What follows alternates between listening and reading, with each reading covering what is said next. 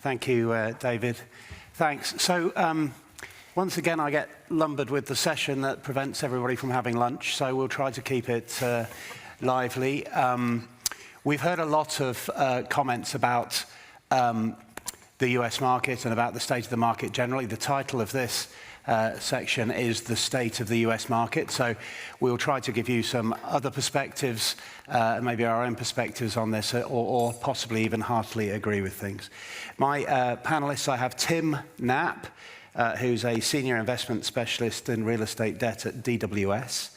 I've got Niraj Shah at the far end, who is a partner at Rockwood Capital, oversees the credit business based in New York.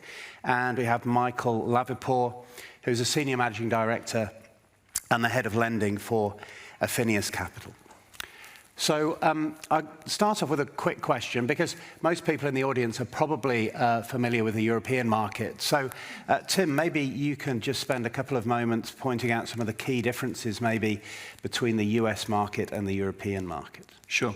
I think we heard already a lot about the similarities, so the financing, supply and demand imbalance.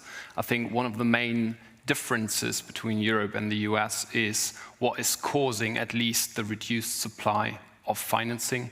Looking at the US, we clearly see that the CMBS market plays a significantly more important role. At the same time, we have the issues around regional banks, which in Europe, given that this is a mostly bank-driven market, we don't have the topic around CMBS and we don't have the topic around regional banks.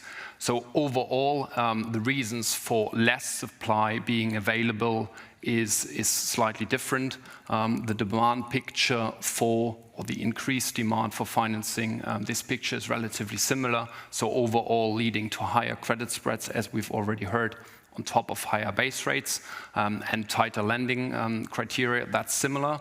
But as I said, the supply causing this reduced supply, that is different. And on top of that, with regards to the market outlook, I think it's pretty interesting to see, and we've already heard that office is more negatively viewed in the US than in Europe.